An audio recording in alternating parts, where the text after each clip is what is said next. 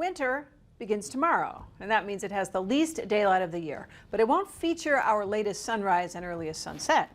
Meteorologist Jacob Morris is here to explain. Yeah, Monica, we'll only see about 8.5 hours of daylight on the winter solstice tomorrow, but our earliest sunset occurred on December 10th and 11th, and our latest sunrise is still yet to come on January 1st and 2nd. Our clocks and the sun don't line up, which impacts our sunrise and sunset times because of two main reasons.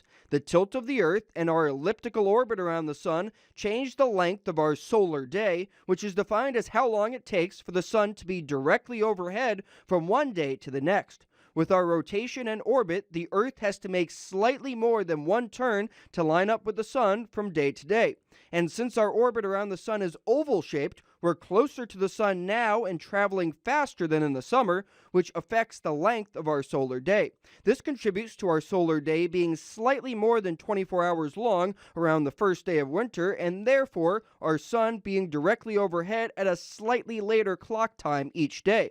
This makes our sunrises and sunsets offset by only a few minutes, but you might have noticed this quirk. Sunsets are about 2 minutes later now than they were about a week and a half ago, and sunrises are going to be about 3 minutes later in a couple of weeks than they are now. Latitude, or the distance from the equator, also determines when our earliest sunset and latest sunrise of the year occur. If we were farther south, our earliest sunset and latest sunrise would be further displaced from the first day of winter. While this is all a little bit complicated, it's interesting how the sun changes its position in our sky throughout the year because of how Earth is tilted and the path we're traveling through space.